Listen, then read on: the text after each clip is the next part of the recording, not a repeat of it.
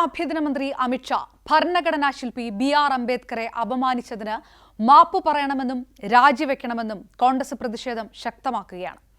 എക്കാലത്തും അംബേദ്കറെ പിന്നിൽ നിന്ന് കുത്തിയത് കോൺഗ്രസ് ആണെന്ന് അതേസമയം ബി.ജെ.പി. നേതാക്കൾ തിരിച്ചടിക്കുകയും ചെയ്യുന്നു. ഭരണഘടനയെ തള്ളി മനുസ്മൃതി വേണമെന്ന് പറഞ്ഞവരുടെ പിൻഗാമികളാണ് അംബേദ്കറെ ശരിക്കും അപമാനിക്കുന്നതെന്ന് രാഹുൽ ഗാന്ധി അടക്കമുള്ള കോൺഗ്രസ് നേതാക്കൾ ആരോപിക്കുകയും ചെയ്യുന്നു. ചരിത്രം പറയുന്ന ചിത്രം എന്താണ്? ബി.ജെ.പിയുടെ മുൻഗാമികൾ എന്നെങ്കിലും അംബേദ്കറുടെ കോലം കത്തിച്ചിട്ടുണ്ടോ? അംബേദ്കറെയും ഭരണഘടനയെയും കുറിച്ച് ആർ.എസ്.എസ് എന്താണ് പറഞ്ഞിട്ടുള്ളത്? 1949 ഡിസംബർ 12-നാണ് ആർ.എസ്.എസ് പ്രവർത്തകർ അംബേദ്കറുടെ കോലം കത്തിച്ചത്. അന്ന് അംബേദ്കറിനൊപ്പം ജവഹർലാൽ നെഹ്റുവിന്റെ കോലവും കത്തിച്ചു. സ്ത്രീകൾക്ക് കൂടുതൽ അവകാശങ്ങൾ നൽകുന്ന ഹിന്ദു കോഡ് ബില്ല് ആർ.എസ്.എസ് ശക്തമായി അന്ന് എതിർത്തിരുന്നു. ഹിന്ദു കോഡ് ബില്ലിനെ ഹിന്ദു സമൂഹത്തിലെ ആറ്റം ബോംബ് എന്നിവരെ വിശേഷിപ്പിച്ച ആർ.എസ്.എസ് കൊളോണിയൽ ഭരണകൂടം കൊണ്ടുവന്ന റൗലറ്റ് ആക്ടിനോട് ഇതിനെ ഉപമിക്കുകയും ചെയ്തു.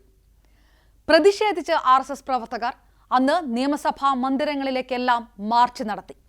ഹിന്ദു കോഡ് ബില്ല് ഇല്ലാതാക്കുക, പണ്ഡിറ്റ് നെഹ്റു നശിക്കട്ടെ എന്ന് ആക്രോശിക്കുകയും ചെയ്തു. ആ സമയത്താണ് പ്രതിഷേധക്കാർ പ്രധാനമന്ത്രിയുടെയും ഒപ്പം ഡോക്ടർ അംബേദ്കറുടെയും കോലം കത്തിക്കുകയും ഷെയ്ഖ് അബ്ദുള്ളയുടെ കാർ നശിപ്പിക്കുകയും ചെയ്തത്.